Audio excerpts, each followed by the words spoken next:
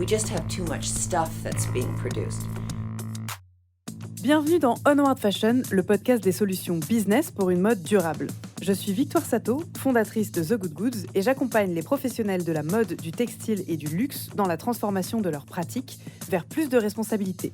Mon job, c'est de rendre visibles les acteurs et actrices de la mutation profonde et au passage, de proposer de nouveaux narratifs. Ici, on restaure le leadership à la française, on met en lumière les innovations qui décarbonent à l'échelle industrielle et on convoque l'humain qui sommeille dans tout décideur pour faire pencher son libre arbitre en faveur de choix qui façonnent positivement le monde de demain.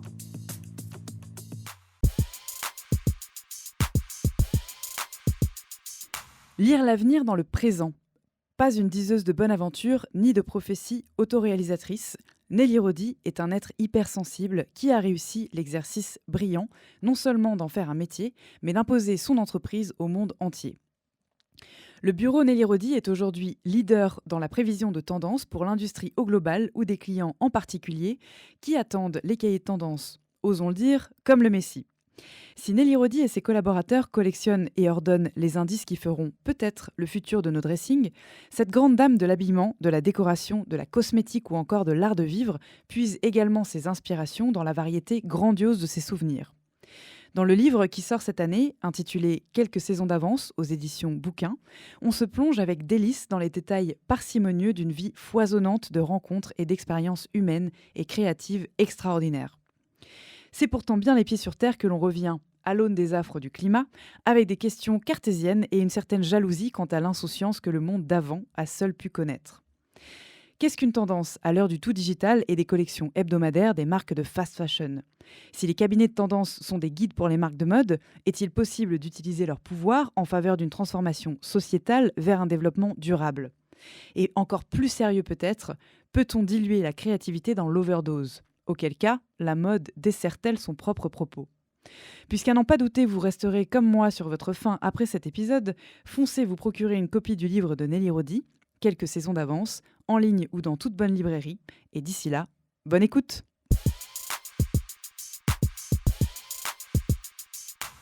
Bonjour Nelly. Bonjour. Merci infiniment d'être ici aujourd'hui. Alors, je suis assez émue. Je dois avouer que je ne savais pas trop par quel bout prendre cet épisode, étant donné la richesse annoncée.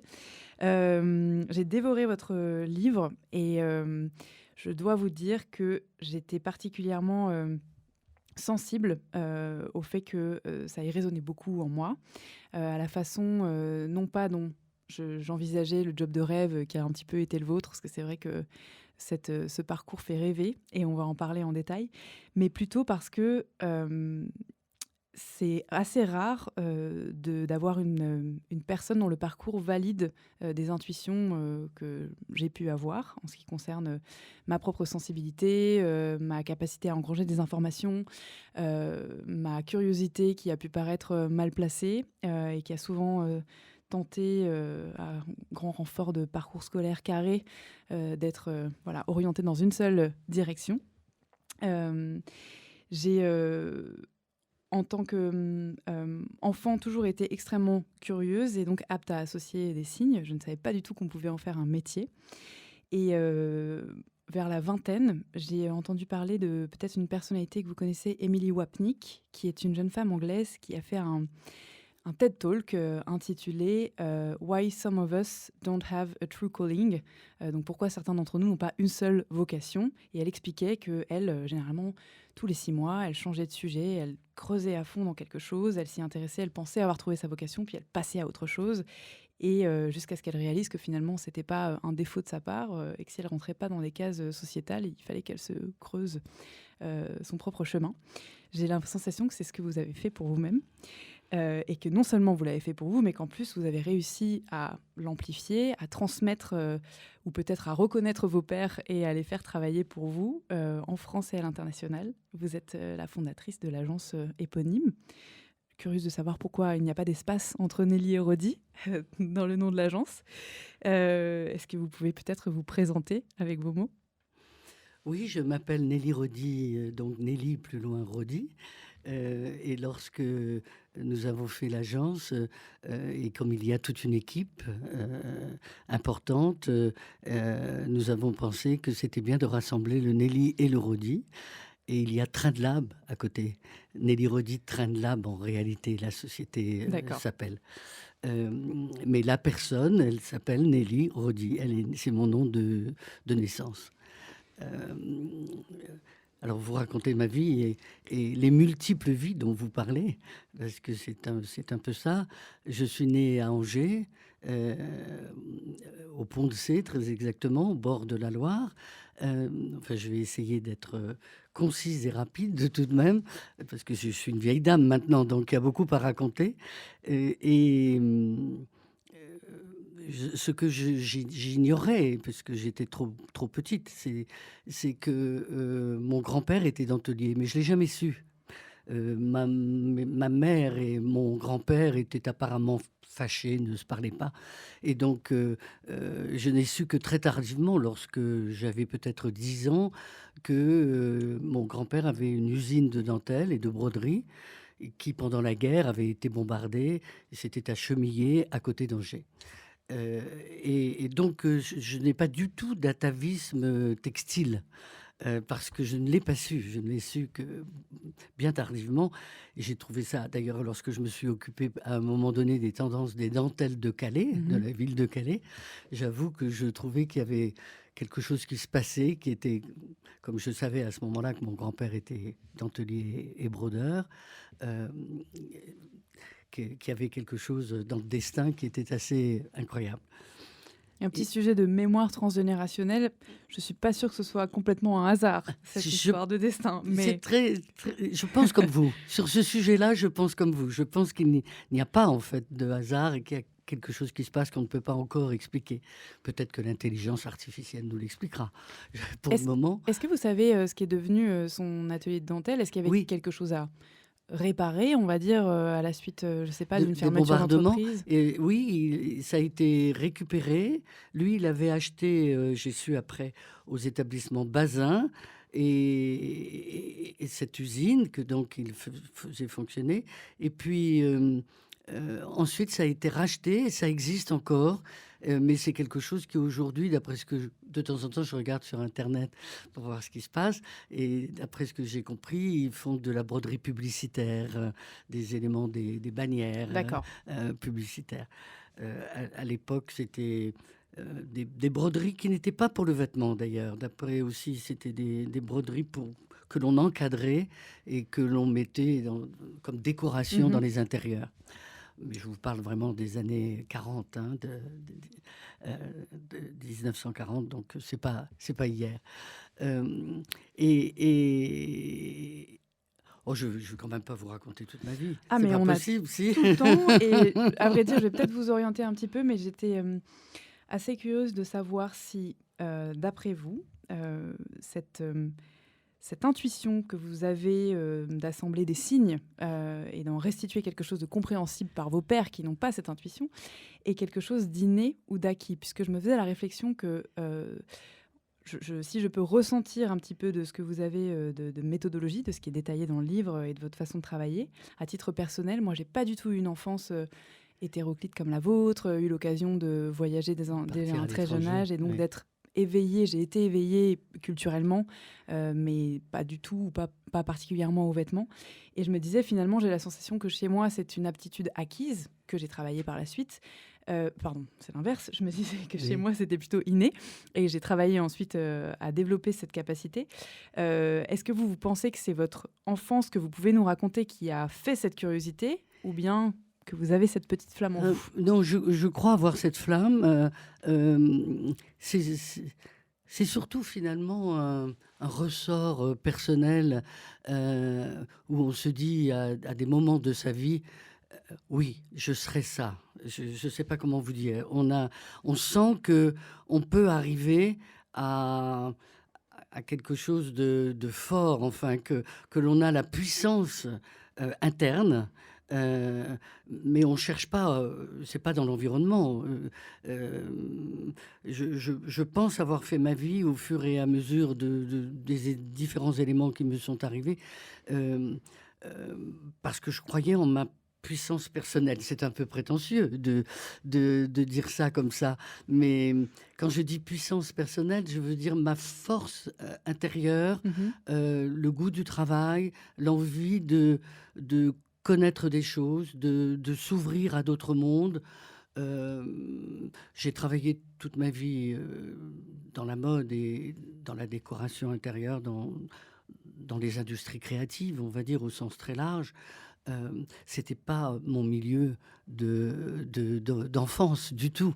Je l'ai construit, mais quand je l'ai construit quand j'ai compris ce que l'art pouvait m'apporter, en observant certains milieux, comment je pouvais moi-même m'éduquer. Mmh. Donc c'est un travail personnel et interne.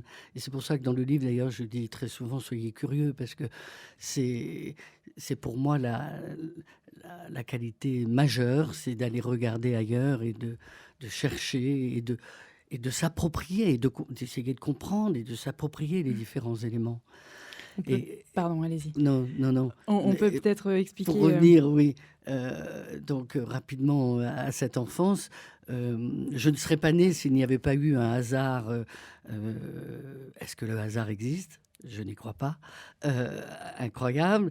Mon père a été prisonnier et il s'évade pendant la guerre et il avait une correspondante de en guerre Algérie donc en 40, en non, Algé 39, quelque chose comme ça. en Algérie donc, hein, c'est bien? Non, non, non, à Angers. À Angers, pardon. Oui, non, il était en France, il était dans un camp en France de prisonniers D'accord, très bien. et il s'évade, mais il avait pendant la guerre une correspondante de guerre avec qui, vous savez, pendant la guerre, des jeunes femmes écrivaient, envoyaient des colis, etc.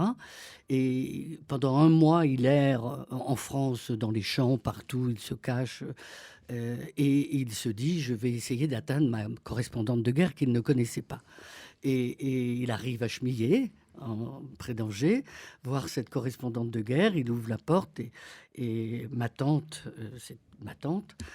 lui était la correspondante de guerre et elle le voit bien sale. Et la première chose qu'elle fait, c'est de lui donner un bain. et, et ensuite, elle lui présente sa sœur, qui est devenue ma mère. Et donc, mon père est tombé amoureux de la sœur de sa correspondante de guerre. Ils ont eu un fils. Et ils m'ont eu, moi, pendant la guerre, deuxième enfant.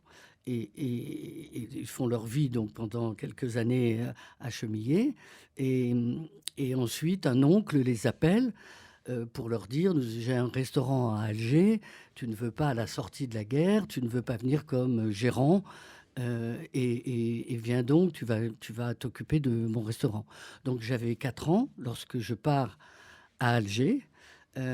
J'étais à Angers, puis à Alger, et où j'ai des souvenirs de lumière, par rapport à qu'est-ce que ça m'a apporté dans mon Bien sûr. métier. C'est vraiment cette ville magnifique, cette ville immaculée d'Alger, toute blanche. Enfin, je me revois comme, très honnêtement, hein, j'avais 4 ans ou 4 ans et demi, et je revois l'arrivée en Mmh. bateau à Alger de cette magnifique ville.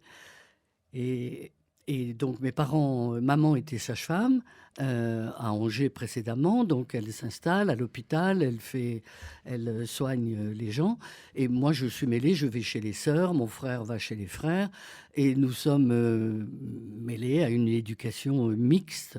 euh, et on joue dans la rue, tout enfant confondu. Mais l'apport des marchés à ciel ouvert, des fruits, des couleurs, de la lumière, de ce soleil permanent. Lorsque je suis rentré, que j'avais 14 ans, donc 10 ans après, je ne savais pas ce que voulait dire chauffage. Un radiateur, on ne connaissait pas. Donc c'est une vie extrêmement différente, de plein air, de plage, de mer, de chasse sous-marine. Voilà. Et qui, ça, vous ouvre l'esprit Oui. de manière assez extraordinaire. Par contre, à 14 ans, un événement dramatique nous arrive, puisque les événements d'Algérie démarrent, et qu'à ce moment-là, tous les restaurants doivent disparaître, les restaurants français Mhm. doivent disparaître de la ville. Et donc, je suis emmené dans un commissariat, je retrouve mes parents, je vais très très vite. Et là, nous partons, on nous met sur le premier bateau pour rentrer à Marseille. Et pour être honnête, là encore, il n'y a pas de hasard, car mes parents étaient en larmes et pas moi. Alors que j'avais passé une enfance normale. euh, Et que vous avez tout laissé sur place. Vous décrivez partir avec 3 fois rien. Rien, Mm. rien, vraiment, rien. Si je vous dis rien, c'est vraiment rien. Et non, mon père n'avait rien, il n'avait même pas pu prendre l'argent de la caisse. Enfin bon, on n'est pas là pour faire du trémolo, mais non, vraiment rien. Donc mes parents étaient bien évidemment en larmes, mon frère aîné en larmes aussi. Donc il avait 2 ans de plus que moi. Pour lui, c'était 16 ans, un garçon, c'est encore plus fort que pour une fille de 14 ans. Et, mais moi, j'avais le sentiment que une nouvelle vie m'attendait, que j'allais justement pouvoir me... c'est vrai, ceci dit, que les pays d'Afrique du Nord, pour les femmes, si je peux me permettre à l'âge que j'ai de porter un jugement, c'est pas un jugement, mais c'est une opinion en tous les cas, c'est pas simple pour des jeunes filles. Euh, les attouchements sont faciles. Bien sûr, le MeToo n'existait pas, mais vous passez la main sur les fesses ou sur les seins, c'était quelque chose qui était simple, si vous voulez, et donc qui était admis dans les cultures. Euh, Ce départ et cette arrivée en France, pour moi, était une nouvelle naissance et je savais que j'allais pouvoir m'exprimer, pouvoir faire de ma vie, construire ma vie, etc. Voilà. Et donc, nous sommes partis en Suisse pendant 1 an et demi, chez des cousins de ma mère qui étaient suisse-allemandes à l'origine. Mon grand-père était suisse-allemand, ma grand-mère aussi, du côté maternel. Et, et, et nous revenons en région parisienne, où là, mes parents m'inscrivent dans une école, puis à Saint-Germain-en-Laye, ensuite dans une autre école. Euh, et ma mère redémarre son métier de sage-femme dans un petit village à 40 kilomètres de Paris, qui était Flins, là où les usines Renault Flins s'installaient. Et elle devient maire de son village. Donc elle aussi, elle se fait une nouvelle vie et elle devient conseillère générale, sénateur. Et donc elle a terminé. Et peut-être pas par hasard non plus, je porte le nom de ma mère. Nous nous appelions toutes les deux Nelly, même prénom. Euh, Ce qui est pas facile dans les familles, mais c'est encore une autre histoire. Et, et, et moi, très attiré par le droit, je vais au palais de justice dès que j'ai un samedi de libre ou un moment de libre, avec une envie de défendre des causes. Pourquoi? Je n'ai pas d'explication encore aujourd'hui, mais peut-être parce que ma voix que vous entendez là aujourd'hui est quelque chose qui m'a toujours poursuivi. Ça aussi, je n'en parle pas dans le livre, mais c'est quelque chose, lorsque j'étais petite, on m'appelait le loup-garou, parce que Mhm. j'avais une voix grave. Alors les enfants disaient: «Ah, voilà le loup-garou!» Et, et à un moment donné, j'ai décidé que cette voix allait devenir un élément positif et non pas un élément négatif. Euh, à tel point que lorsque je voulais être avocate, je savais qu'il fallait que je mette ma voix à un certain niveau et que mon message passerait mieux si je la travaillais plutôt que de la laisser partir comme ça. Et d'ailleurs, je m'en suis servi ensuite pour être très très honnête, lorsque j'ai fait les cahiers, les premiers audiovisuels de tendance dans des salons, des conférences, etc. Et j'ose vous le dire, je préférais mettre la salle dans le noir pour pas Mm. qu'on ne me voie, parce que physiquement, je n'ai jamais aimé mon physique. Mais par contre, ma voix, je savais qu'elle passait mieux et qu'il fallait s'en servir. Donc, euh, j'ai fait un BTS de commerce, en fait, et j'avais ensuite envie de continuer le droit, pour les raisons rapides que je viens de vous expliquer.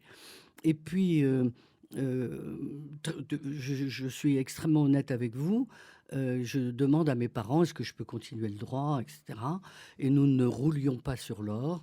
Et mes parents me répondent, ça va être difficile, on ne pourra pas assumer pour toi, etc. Et donc,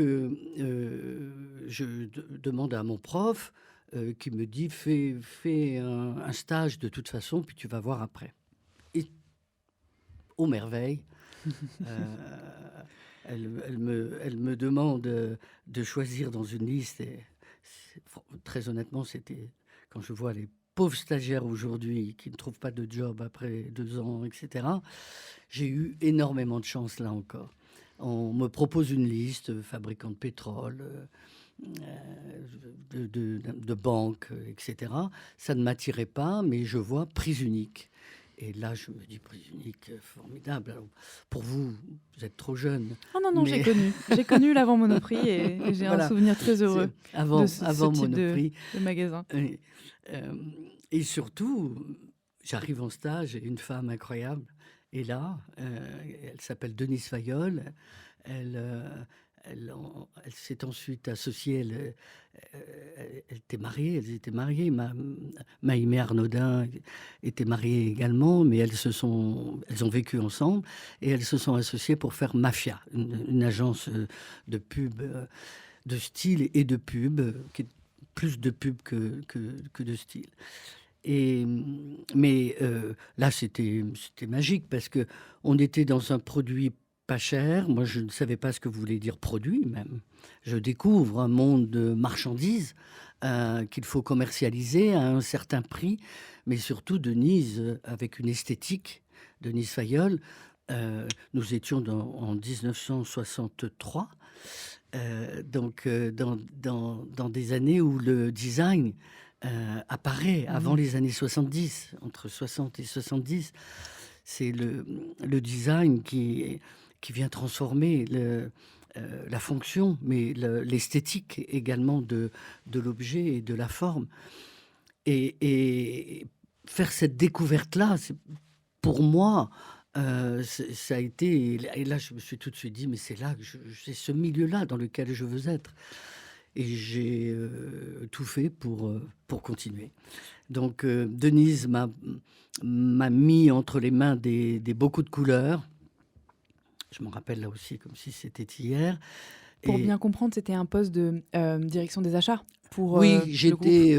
Alors, c'était pas la direction, c'était au marketing et Oui. on n'utilisait même pas le mot marketing. Le mot marketing est sorti dans les années 80. C'était un bureau d'achat, effectivement, c'était le bureau d'achat d'approvisionnement Oui. des marchandises. Donc, responsabilité de choisir ce qui allait faire finalement ce qui allait se mettre dans les rayons. Commerce, quoi. Voilà. Et donc, Denise arrive, si on a un peu de temps, je vous raconte. Denise me pose des bocaux de couleurs, des bocaux avec des centaines de bleus, un autre bocal avec des centaines de rouges, de jaunes, etc. Et elle m'apporte une paire de charentaises et elle me dit Nelly, il n'y a pas de raison que nos grands-mères aient des choses tristes, parce que les charentaises en 1963, c'était noir et blanc, noir et gris. Et elle me dit, essaye de faire de la couleur et réfléchis un petit peu. Et c'est comme ça que j'ai commencé à prendre un petit fil, à le mettre, à le croiser avec un autre. Et ces 3 mois de stage ont été pour moi complètement... Le point d'inflexion de toute une vie, quoi. Oui, d'une vie, même d'une vie. Et puis, on peut aussi le dire modestement, d'une industrie, parce que, mine de rien, vous avez été sacrément game changer, comme on dit. On va expliquer comment est-ce que vous avez construit la suite. Avant ça, je suis assez curieuse parce que jusqu'ici, j'entends plein de choses du rapport au voyage que vous avez cultivé par la suite, mais donc ce côté déraciné plusieurs fois dans l'enfance, dans l'adolescence, qui forcément ouvre grandement l'esprit, une appétence pour son prochain aussi, la curiosité que vous décrivez. Bon, pareil, le restaurant, c'est pas anodin comme type Tout à fait. d'emploi pour des parents parce Tout que ça à fait. brasse du monde et que Oui, et exactement. c'est un pour moi, j'adore faire des cafés d'observation ou simplement en posant dans la rue, je regarde les gens passer pour voir Exactement. un peu C'est quel est exactement ça. l'air du temps et comment Oui, on s'habille. oui. Tristement, je dois dire aujourd'hui, mais c'est une autre histoire. Non, Euh, non, il y a encore des flashs. c'est vrai, effectivement. Jusqu'ici, vous ne m'avez pas parlé de votre rapport aux vêtements et de votre rapport au style. À quel moment la notion avant même de mode, mais d'esthétique vestimentaire rentre dans votre vie? À ce moment-là, à ce moment-là, pas avant. Avant, nous étions dans le fonctionnel. Enfin, euh, euh, il n'y avait pas de fanfreluche ma mère était suisse-allemande, mais c'est assez rigide dans son esprit. Et très honnêtement, elle avait un côté bonne sœur. Alors, je le mets entre guillemets, bonne Mhm. sœur, mais vous comprenez ce que je veux dire. Elle se donnait aux autres. Donc, sa première fonction à elle, c'est d'aller vers l'autre, et c'était pas de se. Tout à l'heure, je vous ai dit qu'elle est devenue sénateur. Elle a appris à parler, à faire des discours. Elle avait 60 ans, et elle a commencé. Elle se maquillait. Elle ne mettait que de l'huile d'olive sur les paupières, et c'était Mhm. tout. Et de l'huile d'amande douce, pardon. L'ancêtre du glow, quoi. Voilà. Et donc, chez nous, c'était pas l'esthétique qui était en premier de cordée. Euh, c'est à- à l'arrivée de Prise Unique, mais c'est ensuite au premier stage. C'est pas stage, j'ai été engagée par le secrétariat international de la laine, par la Woolmark, comme assistante. Et c'est à ce moment-là que j'ai découvert la mode. Je suis arrivé, euh, Karl Lagerfeld et Yves Saint Laurent venaient d'avoir leur prix, euh, le prix de la Woolmark, mais qui, à l'époque, c'était les prix de la haute couture. Enfin, ça représentait, comme la Fashion Week d'aujourd'hui, Oui, oui, l'image, c'était énorme. voilà, Mhm. énorme. Et moi, on me faisait porter, j'étais petite assistante, mais je portais les vêtements pour aller dans les studios photos, etc., les mannequins, les maquillages. Et c'est comme ça que j'ai découvert Oui. et que j'ai compris l'importance d'un vêtement. Euh, C'est assez intéressant parce que vous décrivez bien dans le livre que justement cette entrée vraiment dans ce monde professionnel par la Woolmark, anciennement, vous amène à une connaissance profonde du textile, avant même de la notion de mode finalement, et puis encore celle de tendance qui est autre chose. Et donc vous avez au départ une vraie connaissance terrain, un réseau, mais aussi une connaissance métier et un Tout à fait. rapport de proximité avec les étapes de production. Oui, que j'ai acquis grâce à la Woolmark.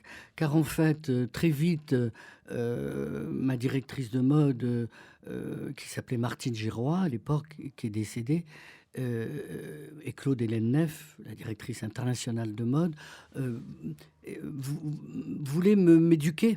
Et justement, probablement, entre nous, je pense qu'elle sentait qu'il y avait un potentiel, il y avait une bonne femme qui en voulait, enfin une jeune femme qui en voulait.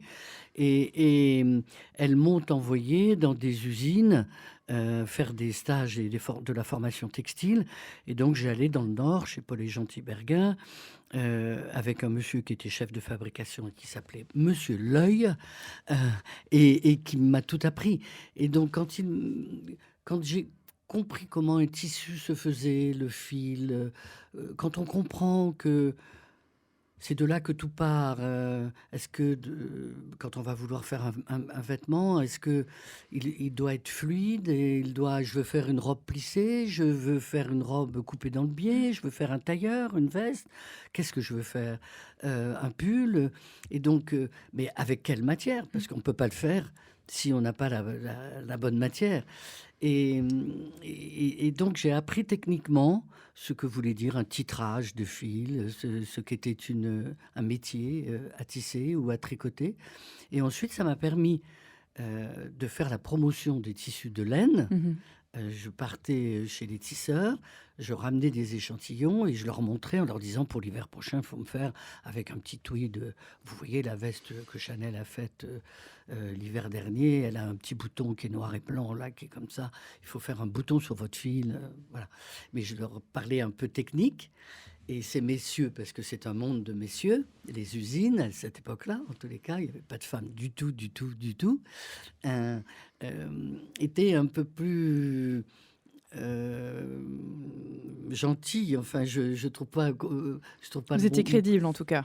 Voilà, moi j'étais Mmh. accepté plus facilement, du fait que je leur parlais technique. Oui, effectivement. Mais je pense que c'est, également vrai si on va parler ensuite du cahier de tendance et du travail, de Nelly Rodi. Mais les tendances, ça peut paraître comme étant une chose, assez futile, un peu de la prophétie autoréalisatrice quand on voit ça de l'extérieur en disant: «Bon OK, on va définir une couleur et puis toute la saison va en être inondée». En réalité, si vous n'avez pas cette connaissance, terrain, c'est pas applicable, par les maisons ou alors ça donne, ce qu'on connaît aujourd'hui, à savoir, de la fast ou de l'ultra fast fashion, qui sont complètement décorrélées de ces notions de justement de qualité et de belle façon. Oui, c'est surtout un outil de travail en fait la tendance. Ça permet, n pas comme on le dit aujourd'hui. Aujourd'hui, on dit: «C'est tendance», mais c'est pas ça du tout ce dont nous parlons. Ça permet de préparer des collections futures. C'est un outil de travail. Une tendance pour dans 2 ans, en ce moment, nous faisons l'été 26, oui. Heu ce sont des outils de travail pour que les industriels, c'est donc pour répondre à Mmh. une industrie, pour que les industriels puissent produire au bon moment les bons éléments. Nous avons même, petite anecdote, je me souviens, alors je crois que c'est quand j'étais à l'Institut international du coton. Après, j'avais eu des discussions avec, la rue de Sèvres, avec le comité de détaillants de la rue de Sèvres et justement, lorsque nous avions travaillé en amont des marrons, les couleurs marron et j'avais réussi à convaincre le président de la commission qu'il fallait que toute la rue de Sèvres soit en marron. Comment est-ce qu'on peut l'imaginer aujourd'hui? Vous voyez, c'est inimaginable, mais j'ai réussi Ça mon a coup été dans fait? ces années-là. Mais c'est inimaginable aujourd'hui. Hem, mais parce que, on avait conscience de cette pyramide et qu'on dépendait les uns des autres de cette chaîne de 48 mois de production, puisqu'on commence d'abord un film, les couleurs, on transforme en tissu et ensuite on transforme en vêtements et ensuite on vend. Donc à chaque fois, il y a un circuit de 3 à 6 mois entre les différentes, strates de la production. Heu, hem, C'est mmh, intéressant parce qu'à vous entendre parler, donc je ne veux pas spoiler le livre. Dedans, il y a évidemment une collection de noms absolument incroyables mmh de gens qui ont jalonné votre parcours, des Courrèges, des Saint-Laurent, des Pierre Berger, des gens aussi plus du côté industriel dont les noms sont moins clinquants mais qui sont tout aussi importants dans la profession.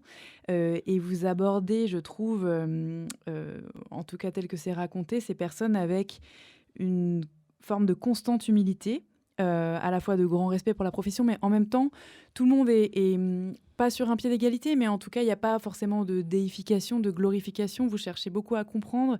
Vous donnez à aucun moment votre avis sur ça c'était de bon goût, ça c'était de mauvais goût. Et ça, c'est assez intéressant aussi comme posture, parce qu'on pourrait dire vous faites la pluie et le beau temps en décidant que ça va être telle couleur une saison et telle saison une autre. Or, il y a vraiment cette posture d'observateur dans votre métier. oui, c'est le rôle de l'agence, des agences de style et si j'ai écrit ce livre, c'est aussi pour qu'on n'oublie pas ça, qu'on n'oublie pas, l'importance que les agences de style ont eue, dans ces années, 80. Hem, car aujourd'hui, je fais une toute petite parenthèse, mais aujourd'hui, finalement, toutes les boîtes ont intégré, dans leur société, un bureau de style. Mmh. Donc ils ont tout quand je dis toutes les boîtes, du luxe au à la grande distribution, la structure que nous avions a servi d'exemple et est aujourd'hui intégrée dans toutes les entreprises. Donc je voulais que les étudiants, les jeunes qui sortent aujourd'hui n'oublient pas ce rôle d'éducateur que quelque part nous avons eu. Oui, mais c'est justement pas le rôle d'une styliste, heu, ou d'un bureau de style d'imposer son goût. Nous sommes là pour nous adapter à l'image de marque, à l'ADN de notre client, Mhm. soit de faire des collections, soit de les conseiller sur l'évolution des consommateurs, puisque nous faisons aujourd'hui énormément d'études sociologiques. Euh, mais nous ne sommes pas là nous ne sommes pas un créateur avec une image définie qu'on va imposer. Donc, je, vous avez utilisé un mot que j'aime beaucoup, c'est l'humilité. L'humilité. Je ne crois pas qu'on puisse faire quelque métier que ce soit finalement. J'arrive en fin de vie, donc je peux le dire, si on n'est pas humble. Donc, la curiosité, j'en parlais tout à l'heure, et l'humilité me paraît être, restons humbles euh, et essayons d'apporter nos éléments, mais tout en restant humble. Et malheureusement, un peu trop souvent, euh, il y a comment dirais-je, des personnalités qui dévorent un peu trop. Voilà. Mhm. Avant qu'on parle vraiment des tendances au sens large du terme et puis du métier du bureau de style, je voudrais revenir un tout petit peu donc, sur vous, votre rapport aux vêtements. Je suis assez curieuse de savoir ce qu'il y a dans votre dressing et si vous-même, en tant que consommatrice citoyenne, vous êtes peut-être pas victime, mais vous avez suivi les tendances. Oui, bien sûr. Alors, suivi les tendances, c'est en fonction de ses propres goûts et surtout de sa morphologie. J'ai toujours été un peu trop ronde, donc trop de kilos. Euh, Selon une norme définie par... voilà. On ne reviendra pas sur la question, c'est trop long à aborder ici. Mais Non, ok. voilà, exactement. Selon votre perception, alors en tout cas. Absolument. Euh, alors, j'ai eu des phases. J'ai dans ma garde-robe aujourd'hui pas mal d'éléments de Jean-Paul Gaultier, par exemple.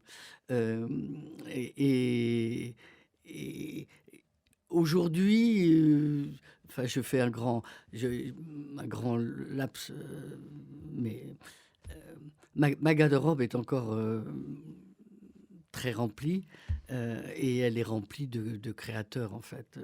Alors j'ai beaucoup été Jean-Paul Gaultier, beaucoup été Yves Saint-Laurent, une période aussi Dior et maintenant je suis très Hermès. Et j'ai une raison majeure, c'est le tissu. Là encore, donc à la fin de ma vie, je reviens encore à ce tissu qui pour moi est le départ et la fin. Parce que les qualités de chez Hermès Mhm. sont absolument extraordinaires et que je ne supporte pas de voir dans la grande distribution sur les portants, les vêtements qui tombent, qui sont comme des chiffons suspendus les uns à côté des autres et que j'aime les vêtements structurés qui se tiennent grâce au tissu. Et alors, si on fait un peu le constat en partant de votre dressing, est-ce que d'après vous, justement, ce qu'on appelle la tendance est réellement cyclique après toutes ces années? D'abord, ça veut dire quoi, la tendance? Ah bah ça, c'est à vous Hein? que je pose cette Non, question. mais c'est plutôt les tendances. Oui. J'ai envie qu'on les mette au pluriel parce qu'il y a des personnalités de consommatrices extrêmement différentes Mm. et on peut aller du minimalisme noir et blanc à l'esprit très fleuri et bohème. Et d'ailleurs, chez nos clients, c'est ce qui se passe. Il y a des personnalités, des identités extrêmement différentes. Euh, donc c'est plutôt les tendances. Est-ce qu'aujourd'hui je suis les tendances? D'abord, j'avoue que j'ai du mal très honnêtement, à dire il y a c'est ça, ça, ça. C'est plutôt en fonction encore une fois, de ma morphologie Mhm. et de la tenue d'un vêtement que je l'achète ou de sa couleur parce qu'elle m'intéresse. Vous trouvez qu'il y a une répétition dans les cycles? Est-ce que justement ces tendances sont réellement cycliques? On a vu avec le retour de la seconde main en force une vraie tendance vintage des années 90 ces dernières années. Les pièces fortes un petit peu, le blue jean, la marinière, etc. Est-ce que c'est une réalité? Qu'est-ce qui explique ces cycles? Oui, il y a des basiques. Enfin, ce que j'appelle basique, vous venez de citer la marinière, elle traverse les temps. En tous les cas, elle a traversé toute ma carrière. C'est un élément vraiment basique. Après, depuis déjà très longtemps, on a aussi une forme d'exotisme qui apparaît, qui n'apparaît pas, qui est là. Et quand je dis exotisme, l'Afrique a beaucoup à dire, elle n'a pas fini, elle nous influence beaucoup. Alors c'est peut-être pas par hasard que moi-même j'ai passé 10 années en Afrique, mais ce sont des éléments que l'on retrouve dans l'art, aussi bien dans la sculpture, dans la peinture, et qui émergent et qui n'ont pas fini donc d'émerger. Oui, il y a plusieurs ouvertures et plusieurs possibilités. Le sport est quelque chose de très influent pour le vêtement. Pas simplement le confort, mais une gamme de couleurs très vives, presque primaires, que l'on vient apporter sur une pièce qui est un peu plus sportive, que l'on porte lorsque le vêtement est en mouvement. Euh, voilà, ce sont des éléments que l'on retrouve au travers du temps, mais jamais une tendance qui a existé n'est reprise exactement de la même Mmh. manière. C'est toujours retransformé différemment. Soit les épaules sont plus larges, Ouais. soit la longueur n'est pas la même. Euh, alors on croit, on dit ah c'est une réminiscence des années Mmh. 40 ou des années 50 ou 60, mais c'est jamais exactement de la même manière. Je pense qu'il y a quelque chose de rassurant aussi et de peut-être logique dans le sens où la mode, si elle peut rechercher des signes dans le futur, enfin pour prédire le futur, s'appuie aussi beaucoup sur les archives. Et dans les maisons, c'est assez courant d'aller plonger dans l'histoire de la maison pour Tout à retrouver fait. de la force pour une nouvelle collection. Donc ça, je suis assez curieuse aussi de savoir si ça fait partie de la banque de données que vous analysez, les archives. Est-ce que dans votre travail, ça prend de la place, ça a de la place? Tout à fait. Oui, ça prend de la place. Alors, ça dépend du client, de la personne pour laquelle, enfin la personne, l'équipe pour laquelle nous travaillons, la marque pour laquelle nous travaillons. Mais parfois, quand elles ont un passé historique, bien sûr, cela en fait partie. Euh, je me permets aussi de revenir à ce que vous avez dit précédemment sur les teintures et sur le recyclage et, et la RSE, etc. C'est, alors que dans les années 60, même avant, oui, enfin, on parlait d'écolo. Maintenant, aujourd'hui, c'est bio, c'est RSE, hein, mais c'est pas du tout la même conscience. Oui. Elle était beaucoup plus superficielle dans les années 60 qu'elle ne l'est aujourd'hui. Aujourd'hui, elle est extrêmement profonde. Et juste un exemple, euh, par exemple, j'avais teint pour les gammes de couleurs, j'avais fait teindre au Japon une gamme entière de colorants naturels Mhm. que je remettais dans les cahiers de tendance. Et ça avait été un travail très lourd. Et c'est encore quelque chose que nous conseillons aujourd'hui, justement parce que euh, la teinture naturelle porte bien moins atteinte à la planète que les colorants artificiels, etc. Donc tout cela, l'agence Nelly Rodi est aujourd'hui Bicorp, à la certification Bicorp. Et donc nous essayons de nous l'imposer à nous-mêmes, Oui. à tout ce que nous faisons sur les couleurs, les matières. euh, et nous essayons également de convaincre nos clients qu'ils aillent aussi dans cette démarche-là. C'est intéressant parce que dans la phrase, l'exemple que vous avez donné sur le plant-based, les teintures avec les plantes, il y a 3 choses qui me semblent fondamentales, dites de façon anodine, mais votre rapport au voyage et le fait que vous avez été plusieurs fois au Japon, dont vous êtes passionné, donc, et c'est notamment une des terres-mères de l'indigo et de cette culture de la teinture par les plantes, ou du no-dye aussi pour certaines collections de vêtements.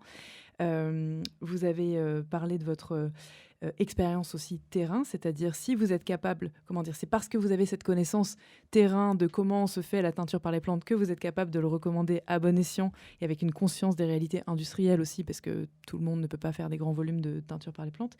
Et troisièmement, Ça, c'est une question que j'avais prévue pour la fin, mais allons-y maintenant. Justement, la part de responsabilité des bureaux de style et de Nelly Rodi dans la transition RSE en particulier des marques pour lesquelles vous travaillez, en étant figure d'inspiration et force de proposition pour des alternatives plus écologiques dans les manières de produire, mais tout en restant dans l'ADN de la marque et le scope esthétique, etc. attendu. Ça, c'est quelque chose que vous faites, c'est-à-dire vous essayez d'orienter un petit peu le travail des marques en ce sens? Tout à fait. Et très sincèrement, oui, toute l'équipe est formée aujourd'hui de l'agence et Pierre-François Lelouette vous en parlera parce que c'est vraiment, il a pris ça à cœur de façon extraordinaire ces dernières années. Euh, et c'est loin d'être évident parce que lorsque vous dites à un chef d'entreprise, il va falloir produire moins, il va falloir teindre de façon naturelle, il va falloir recycler, ça veut dire quoi? Je baisse mon chiffre d'affaires? Donc, je fais du chômage dans mon entreprise, je licencie. Heu et c'est pas notre rôle, de faire que l'entreprise se porte mal. Donc il faut trouver des solutions et que l'entreprise se porte bien en même temps économiquement parlant, parce qu'on a besoin du système économique. C'est pas simplement, un rêve, pour la planète, nous avons un rôle, extrêmement grave, important. Il y a des emplois derrière, il y a, et donc, effectivement, client par client, on cherche des solutions. Alors, il n'y a pas de solution magique comme ça pour tout le monde, mais contrat par contrat, c'est un travail qui est fait par les équipes internes et on cherche les solutions, justement, de faire beaucoup moins de couleurs. Lorsque moi j'arrivais dans une collection, je disais allons-y, on va faire les 30 couleurs. Mm. Aujourd'hui, ils en font 12. Euh, euh, c'est juste un petit exemple, mais effectivement, l'utilisation des colorants, la production.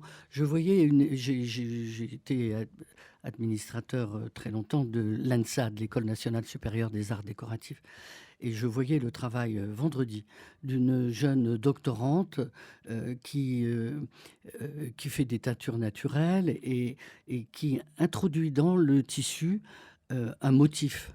Et ce motif, avec la dégradation de la lumière, ou du colorant donc et le temps, au début, le tissu est marron, par exemple, et puis au bout de 3 mois, on apparaît très légèrement le motif qui apparaît. Recyclage, c'est un premier tissu qui a été utilisé pour une telle fonction, et puis 6 mois après, c'est autre chose, et donc les stocks peuvent être utilisés pour autre chose, etc. Voilà, il y a des... Alors, pour le moment, c'est à l'échelle artisanale. Il faut pouvoir trouver sur le plan industriel comment le faire. Mais c'est voilà des voies Mhm. que votre génération est en train de sont en train de trouver.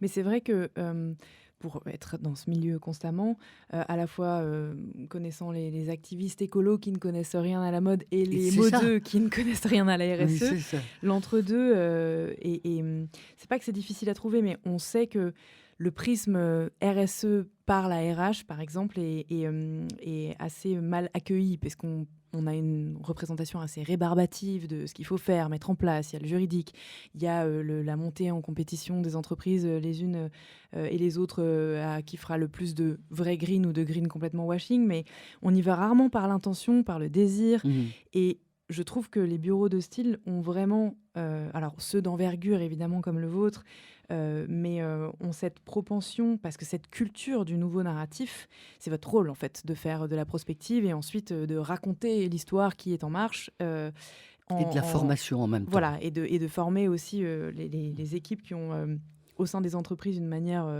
as usual de travailler vers une autre méthodologie, donc qui peut être à la fois effectivement en termes de design et d'esthétique pour aller dans le sens du commerce, mais aussi dans le sens de la vertu. Et cette approche, pour l'instant, Elle est encore assez timide, je dois dire, donc c'est très important que vous empoigniez ce rôle.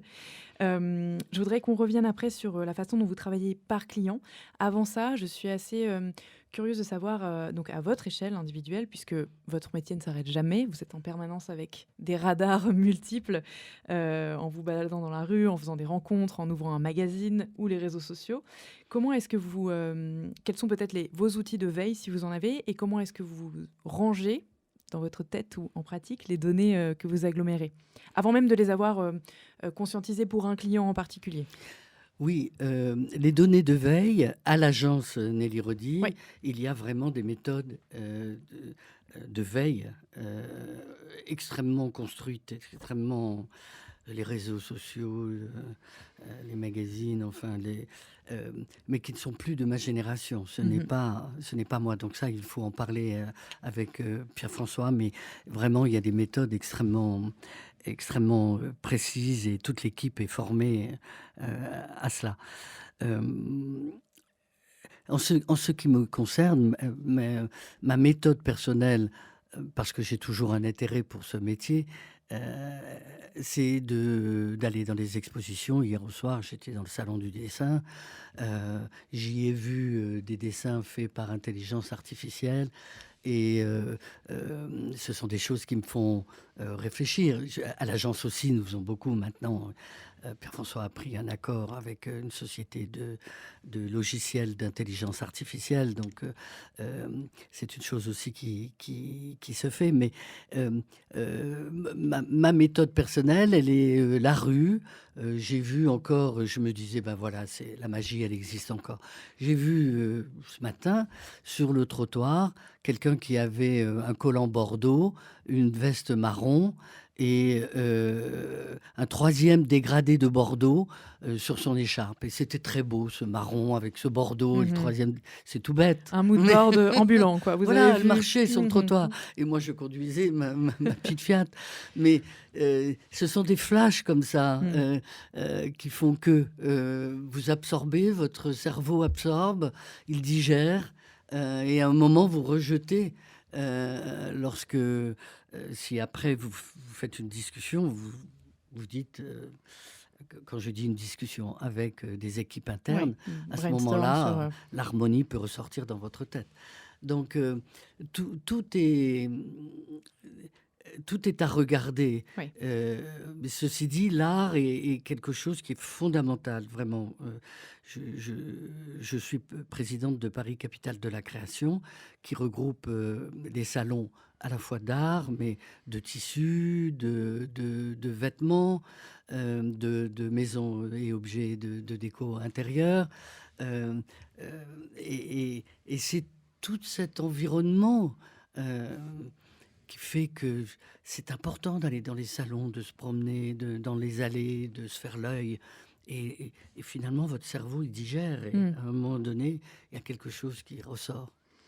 Et alors, une fois que vous voulez transmettre cette méthode, tout simplement, mais la première personne que vous avez recrutée chez Nelly Rodi, c'était une personne en stage qui a fait exactement comme vous. C'était quelqu'un dont vous avez pu, au contraire, en amont déjà tester l'appétence et les compétences pour cette méthodologie de travail qui est assez spécifique. Comment ça s'est passé et comment est-ce qu'on recrute aujourd'hui des trend forecasters? Ah oui. Alors moi, j'en ai 3 qui ont démarré avec moi et qui aujourd'hui travaillent sur le salon, encore aujourd'hui sur le salon Maison et Objets, parce que je les avais introduits puisque nous avions tous ensemble créé le salon. Et il y a un autre collaborateur.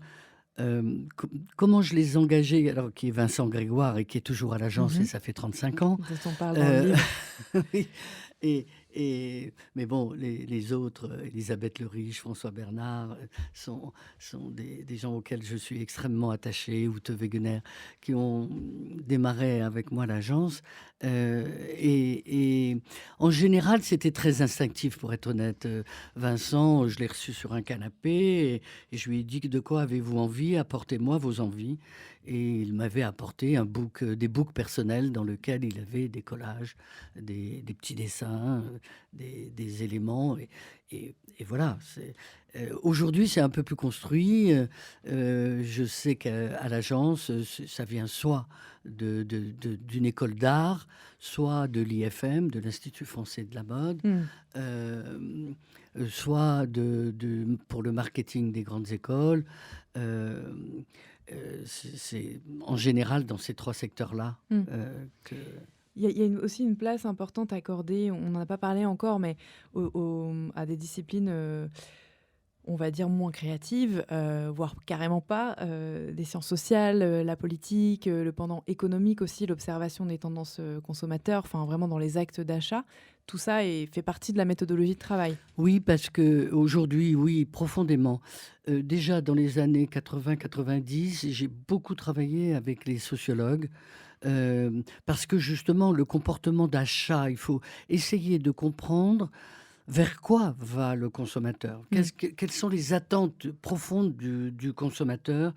Euh, et donc, ils ont développé à l'agence aujourd'hui un département euh, qui est extrêmement développé, important, et nous interrogeons dans le monde entier, que ce soit en Asie, que ce soit en Europe. Nous avons des groupes de travail pour justement interroger et comprendre les attentes. Et ce sont les attentes qui ensuite nous font travailler. Mais nous faisons des présentations à nos clients sur ce thème-là, sur les attentes de consommation. C'est extrêmement important. Et- Évolution de la sociologie, en fait, et des groupes sociologiques. Et est-ce que, donc étant donné que vous avez également une antenne à New York et une antenne au Japon, est-ce que vous avez justement, vous recrutez sur place des gens qui sont issus de cette culture-là, locale, et que vous formez à votre méthode, ou est-ce que vous avez exporté, on va dire, des gens de chez Nelly Rodi? Non, parce que, en fait, il faut être dans le bain. En Ouais. fait, quand on rentre à l'agence Nelly Rodi, on n'est pas forcément un trendsetter. On a fait une école, mais on n'est pas forcément quelqu'un qui a éduqué ses yeux, son cerveau à travailler, à chercher. Et ça le devient avec le temps et avec nos méthodes, et parce qu'on est tous en symbiose, parce qu'on se parle les uns les autres, etc. C'est pas le cas à New York et au Japon. Ce sont des commerciaux D'accord. qui font le relais. Les dossiers que nous avons pour les Japonais ou pour les Américains ou pour les Italiens ou pour les Espagnols ou pour les Portugais, nous le faisons de Paris. Ouais. Avec Donc, nos équipes, mais on s'adapte au pays, bien D'accord. évidemment, Oui, et bien au sûr. goût du pays et à l'attente des consommateurs. C'est pas la même chose à New York voilà, qu'à Paris. Mais nos équipes sont plutôt des équipes commerciales. D'accord. Très, très clair. Alors, pour entrer dans le vif de l'objet, est-ce que vous pouvez nous expliquer ce qu'est un cahier de tendance, finalement, matériellement, digitalement, et qu'est-ce qu'on trouve à l'intérieur quand on le commande? Oui, alors aujourd'hui, lorsque j'ai créé l'agence en 1985, c'était 90% ou 95% du chiffre d'affaires. Mhm. Et je démarrais des contrats, mais peu. Aujourd'hui, ça représente 35%, le guide de tendance. Donc ce n'est plus le cœur du chiffre d'affaires, si on parle chiffre d'affaires, de l'agence. Aujourd'hui, l'agence travaille beaucoup plus en contrat, très personnalisé, Oui, très privé, marque par marque. Mais le cahier de tendance reste encore une référence. Et il est construit en couleurs. Il y a d'abord un cahier général et qui donne les ambiances couleurs et les ambiances d'atmosphère qui vont avec les couleurs.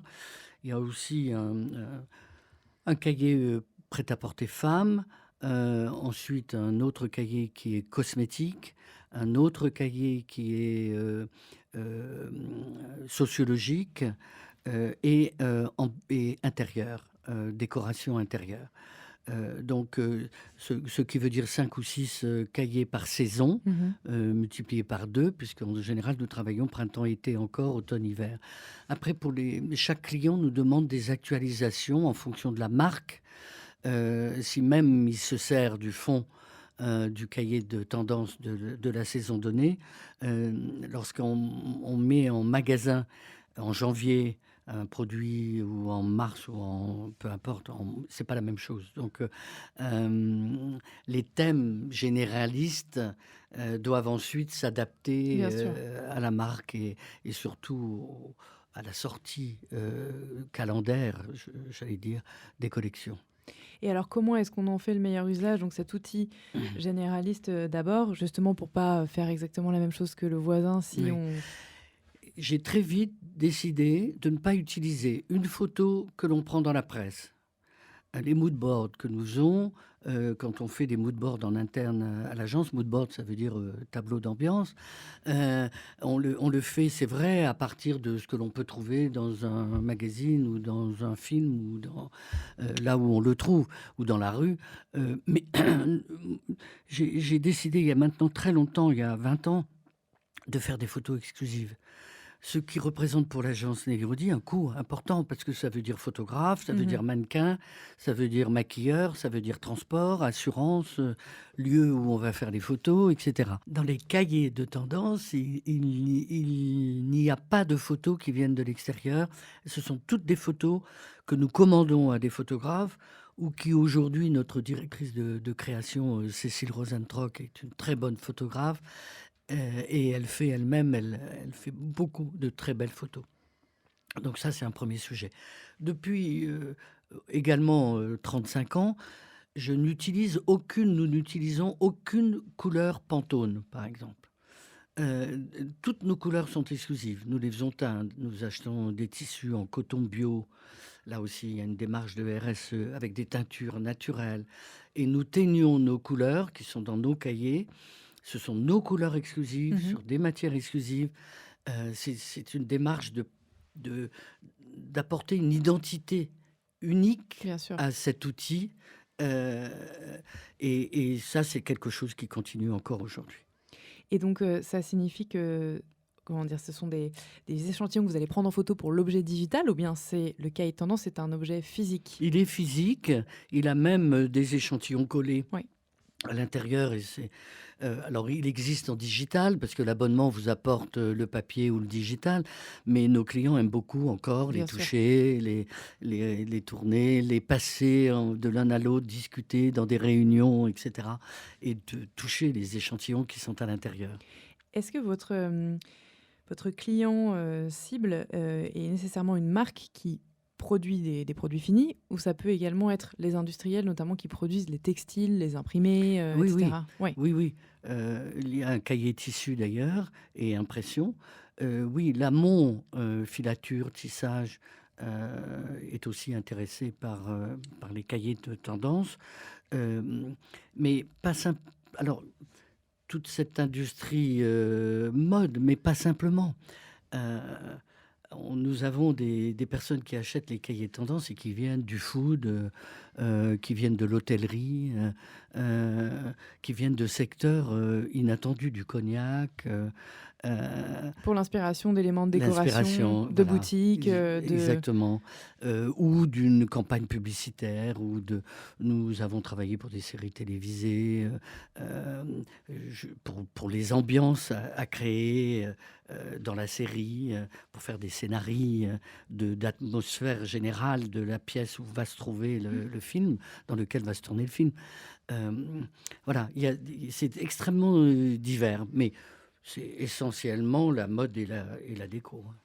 Vous avez parlé tout à l'heure de l'IA, et des nouvelles, méthodes numériques, justement de veille et d'agrégation des données, pour ensuite les restituer aux marques. Aujourd'hui, vous diriez que, c'est quoi la valeur ajoutée, d'un Nelly Rodi, si vraiment je pousse la question, dans la caricature, mais, à l'heure justement de ces outils d'intelligence artificielle?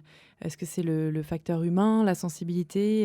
Qu'est-ce qui fait que vous êtes encore en place depuis toutes ces années, alors qu'il y a cette révolution numérique et qu'il y a aussi cette accélération massive du nombre de collections proposées par an, tandis que vous êtes toujours sur un rythme printemps-été, automne-hiver. Oui, pour certains clients, on accélère. Quand je vous parlais de la mise en place commerciale de tout à l'heure, quand je parlais de janvier, février, mars, avril, c'est une accélération là aussi. Euh, euh,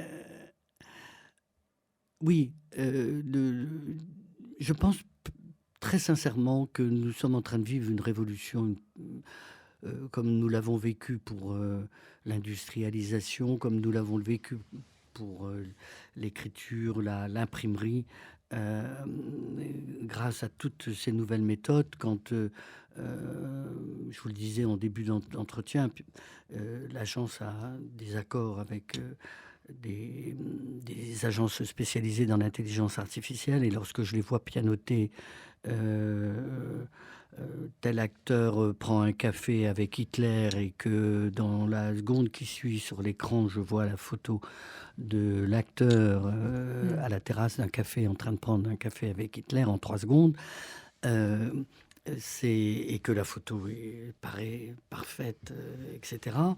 euh, ça nous apporte des changements très profonds.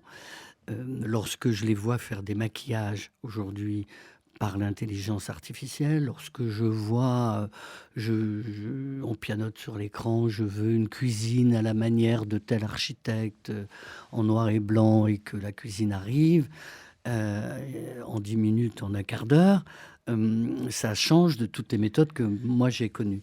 Ceci dit, personnellement, j'ai toujours confiance euh, en l'humain et en sa capacité de créativité. Lorsque je montre, ça m'est arrivé, de montrer des images d'intelligence artificielle et de maquillage, euh, à certains consommateurs et à des pros. Et là, on m'a répondu, ah, mais c'est pas assez humain, c'est trop parfait, il y a une symétrie, il n'y a pas d'asymétrie dans le visage, alors qu'un visage humain a une asymétrie. Vous avez une joue un peu plus grosse à gauche qu'à droite, et alors que l'intelligence artificielle, elle vous fait la moitié du truc, et puis elle le reporte à droite et à gauche. Donc, cette sensibilité-là, je pense que ce ne sera que l'humain qui pourra l'apporter et le corriger à son logiciel. Il va falloir qu'il y ait une symbiose, une entente. Ils vont se connaître l'un et l'autre. Euh, et ils vont probablement sortir des choses extraordinaires. Ceci dit, malgré l'impression 3D qui est aussi extraordinaire, j'espère que nous garderons tout ce qui est artisanal et travail artisanal et sculpture ou poterie ou tout ce que l'on veut, que ce n'est pas la machine qui va remplacer justement la main, la main de l'homme entre le cerveau et la main. Je ne suis pas sûr. Alors, oui, avec une impression 3D, on peut peut-être faire une sculpture de Rodin. Euh, mais voilà.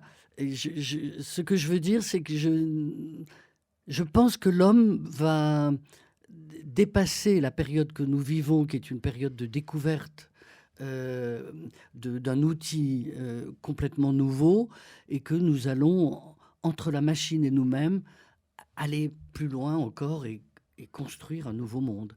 Il y a quelque chose qui est en train de se construire et qui est magique, qui est assez extraordinaire finalement. Nous assistons à une révolution humaine. Vous y allez avec la même curiosité et la même envie de découvrir quelque chose de nouveau que pour le reste. Absolument. Oui, c'est ce que je retiens. Je partage assez cet avis. J'aimerais qu'on fasse un petit exercice critique de l'industrie. Une fois n'est pas coutume, mais avoir votre regard sur cette accélération massive de la quantité de choses qu'on met en marché, notamment l'ultra fast fashion ces dernières années, dont je sais que voilà, les représentants de l'industrie, dont Pierre-François, luttent contre. Récemment a été adopté en première lecture un projet de loi pour restreindre tout ça. Au-delà du côté désastreux, environnemental et économique probablement pour la France et pour notre industrie, je suis toujours effarée de me dire qu'on dilue aussi le propos même de la mode, la créativité, l'expression de soi, la singularité, dans cette offre massive de vêtements et dans ces clones qu'on nous fait ou qu'on souhaite nous faire acheter toutes les semaines. Est-ce que vous pensez qu'aujourd'hui, la mode ultra rapide sert encore le propos même de mode ? Quelle est votre approche Non, Moi, je ne suis pas, probablement parce que je suis trop âgé, mais j'avoue que je ne vais pas citer de nom, mais les sites d'achat rapide et qui sont consommés finalement par les mêmes jeunes qui portent un jean qui est le produit le plus polluant de la Terre aujourd'hui. Il faudrait qu'on ait le courage de supprimer. Je suis moi-même tous les week-ends en train de porter un jean, mais il faut on se renseigne sur tout, sur la matière, sur les colorants, sur tout ce que représente le jean. Et les mêmes jeunes qui achètent sur un site que je ne citerai pas, des produits à 10 euros, qui disent être écolos, qui ne vident pas leurs poubelles comme il faut le faire. Voilà, il y a un paradoxe dans la consommation chez les consommateurs d'aujourd'hui, car tout cela n'existerait pas s'il n'y avait pas de consommateurs qui achetaient. Ces sites ont développé leur chiffre d'affaires de façon colossale ces 2 dernières années. Euh, voilà, je crois que c'est le rôle du consommateur, de celui qui consomme, justement, de jouer son rôle. Nous avons une grande responsabilité, nous tous. Qu'est-ce que vous conseillerez alors à quelqu'un, admettons un jeune de 18 ans, qui n'a aucune connaissance en matière Mais il faut les de mode? former, il faut les éduquer. Et alors, simplement sans suivre une formation, parce qu'un lycéen, voilà, Non, on mais peut quand je pas. dis former, apprendre à l'école, enfin, Oui. il faut faire passer les messages.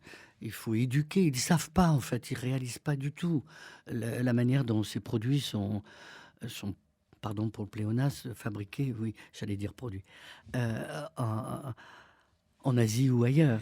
Est-ce qu'il n'y a pas un rôle d'accompagnement académique des bureaux justement de style dans Si, la transmission de ces si, informations, si, étant donné que si. vous en avez le Oui, savoir? oui, nous essayons d'ailleurs, nous avons un accord puisque nos locaux sont dans un hôtel particulier que Louis XV a construit. Et nous avons un accord avec l'arrondissement, le 9e arrondissement, où nous recevons des écoles, où des classes, où nous essayons de les former, un petit peu, quand je dis former, les éduquer, qu'est-ce qu'un textile. Et justement, là, nous faisons passer des messages. Euh, euh, Régulièrement, puisque on est un espèce de hub de mode. euh, nous avons donc des échanges et des accords avec différents organismes.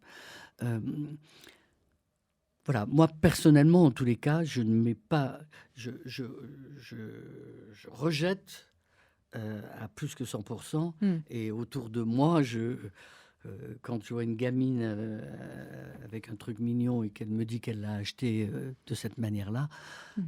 j'essaye de faire passer mon message. Ça perd tout de suite un Je petit crois peu de que c'est poésie. chacun d'entre nous qui devons porter la bonne parole.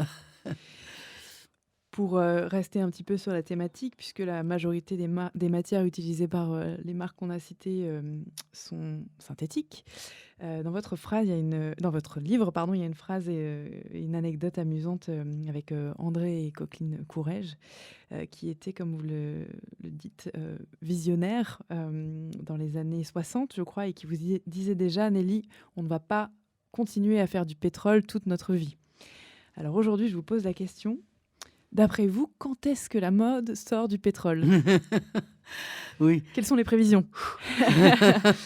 Là, ce sont des prévisions à très long terme. Oui. Donc, ça coûte très, très cher. Oui. C'était dans les années 70 pour Coqueline et pour André Courrèges. Oui, ils travaillaient sur la voiture électrique. Et c'était ils ont fait des prototypes absolument extraordinaires. Quand est-ce qu'on va en sortir? Quand on aura trouvé d'autres produits, enfin D'autres substrats, oui, oui, pour produire le pour textile. produire. Euh, je crois que c'est pas demain, mais que les grands pétroliers, en tous les cas, font un travail. Et je le dis, une petite anecdote, j'ai une de mes filles qui travaille dans un grand groupe pétrolier, mais qui travaille sur les produits électriques. Parce que j'ai 3 enfants, un garçon et 2 jumelles. Et à ce que j'entends de ce qu'elle me raconte, son grand groupe pétrolier fait un travail pour préparer 20 ans, dans 20 ans, dans 30 ans, pour essayer de diminuer au maximum la consommation de produits polluants. Maintenant, ça reste encore une énergie économique existante. Peut-être qu'il faut faire travailler et le groupe en question et Nelly Rodi pour réfléchir ensemble à des solutions communes heureuses pour le futur de cette industrie. Je voudrais clôturer cet épisode avec une question culture G. Tout simplement nous livrer la dernière exposition qui vous a enchanté ou celle que vous apprêtez à voir dans ces prochaines semaines. Quelles sont vos recommandations? Et après, j'ai une question un peu plus justement prospective, futuriste à vous poser pour finir. Aïe, aïe, aïe. Alors, pour tout vous dire, j'ai décidé d'aller à la Biennale d'art contemporain de Venise, Magnifique. qui ouvre au mois d'avril, là, le 14 avril. Donc, je vous raconterai en rentrant. Mais j'ai toujours trouvé, je n'ai jamais raté Venise, parce que quand je dis Venise, l'art contemporain à Venise, la ville bien sûr qui est magique, mais l'art contemporain, j'y trouve toujours une inspiration extrêmement forte. J'ai des souvenirs d'être venu de Biennale avec l'Arsenal, dont les œuvres étaient toutes en noir, avec comment ça s'appelle, qui envoie les bombes avec... oh zut, je trouve plus mes mots. Les graffitis? Ou non, rien à voir. Les bombes, je pensais les bombes de peinture, mais non. Non, de guerre. Ah, Des fusils, des boulettes. Oh, comment ça s'appelle? des canons. Les canons, merci. Pardon. Des sculptures en forme de canon, etc. Et d'être venu, et je fais des photos, bien sûr, et bien sûr, je fais mon petit mood board, et je reviens et je raconte, et je dis, regardez, la guerre est sous-jacente dans l'esprit des artistes, etc. Voilà, donc je ne sais pas, je vous raconterai quand je vais rentrer, mais sinon, vous, en ce moment, à Paris, vous avez 3 expositions sur les dessins. Et je crois qu'il y en a une à l'Arsenal que je n'ai pas encore vue, où il y a la vague d'Okusai qui est reproduite plusieurs fois et qui est formidable. On m'a dit également, mais je n'ai pas encore eu le temps, mais à la Bourse de commerce, l'exposition a lieu là. Et je suis allé hier route de la Tour Maubourg, où il y a une très très belle exposition de dessins de plusieurs dessinateurs, et vraiment tout à fait intéressant. Donc voilà, Paris vit. Paris est la capitale de la création. Absolument. Merci pour ces recours. Alors, dernière question. Zéro piège à l'inspiration. Ah, pardon. Dites-moi. Pardon, ne m'en voulez pas, mais va se terminer une exposition de Laurence Benaïm à Beaubourg sur le vêtement et la peinture, où Laurence Benaïm, qui est une grande journaliste, a fait une sélection de tableaux et de vêtements de créateurs, de couturiers actuels. Elle compare donc des tableaux même anciens avec un vêtement et qui est vraiment une très très belle exposition à voir. Très bien. Je mets tout ça dans les notes de l'épisode.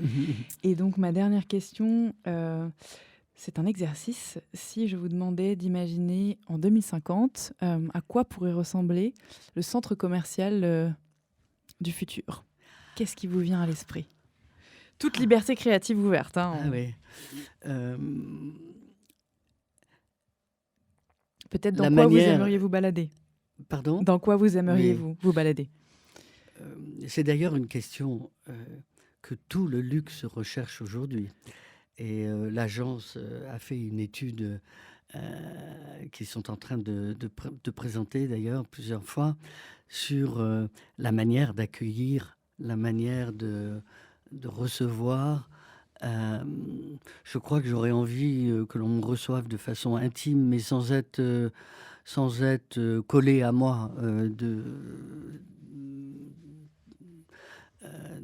manière trop forte. En tous les cas, c'est vrai qu'il faut se reposer des questions sur les grands espaces et sur les grandes surfaces, Après, on peut diviser les grands espaces et les grandes surfaces en petits espaces agglomérés les unes à côté des autres avec une identité très forte à chacune.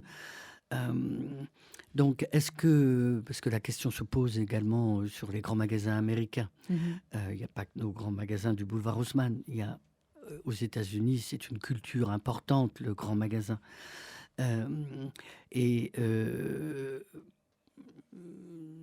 Si je parle du marché américain, il se pose des questions parce que les chiffres d'affaires diminuent. Donc, la façon de recevoir, la façon de vendre, la façon d'accueillir, les réseaux sociaux, les ventes en digital prennent aussi de la place. Mais il faut continuer à donner envie aux consommateurs de se promener, de sortir, de ne pas rester chez lui devant un écran, mais d'aller faire une véritable découverte, une véritable aventure, qu'il ressorte de là au bout de l'heure qu'il a passée avec le sentiment d'avoir vécu quelque chose d'un peu expérientiel, différent. Expérientiel. Ça n'a pas besoin d'être cher ou exceptionnel ou je ne sais quoi, mais au moins sensible. Et là aussi, certains de nos grands magasins français, parisiens, jouent bien le jeu de l'art, par exemple, et de la consommation. Pour moi, l'art est devenu un vecteur naturel. Je ne trouve pas le bon mot, mais c'est devenu l'aventure la plus sensible. Quand on se promène au travers d'œuvres, il y a quelque chose qui se passe, il y a de l'émotion qui se passe en nous, sans qu'on l'analyse très bien, mais il y a quelque chose qui se passe. Et c'est ça que l'on recherche, je crois. Donc, ce sentiment très personnel, enfin, je ne sais pas comment. Alors, la musique peut être aussi quelque chose qui vous transporte. Voilà, je crois qu'il faut faire fonctionner ces sens, ces 5 sens, le goût. J'aime beaucoup cette idée parce que de tout ce que vous avez cité, rien n'est artificiellement accélérable. C'est-à-dire le ressenti émotionnel devant une toile, quand on écoute de la musique, voilà, c'est pas des choses qu'on peut compresser, optimiser, accélérer. Et donc, voilà, nous inviter à mettre plus d'art dans notre vie et à prendre le temps d'avoir des émotions. Je trouve que c'est une très belle conclusion. Exactement ça. Merci beaucoup, Nelly. Merci à vous. Je mets le livre et les références, mais qu'on trouve partout à la FNAC et sur Internet, bien sûr. Petit coup dans la caméra. Quelques saisons d'avance. Et je vous dis alors à bientôt. Je reçois Pierre-François, votre fils, le 2 mai, qui sera après la Biennale. Donc j'espère bien avoir quelques insights. Il ne vient pas. Il viendra sur le podcast. Oui, il ne viendra pas à la Biennale. Il faudra que je lui raconte. Ah, absolument. Il faudra un compte-rendu. Je vais le missionner. Merci beaucoup. Merci à vous. Merci à vous. Merci pour votre écoute. Si vous êtes encore là, c'est sans doute que vous avez apprécié cet épisode. La meilleure façon de nous le faire savoir, c'est de partager ce podcast sur vos réseaux, par email, de bouche à oreille, de laisser un commentaire iTunes 5 étoiles et de vous abonner à la chaîne sur la plateforme d'écoute de votre choix.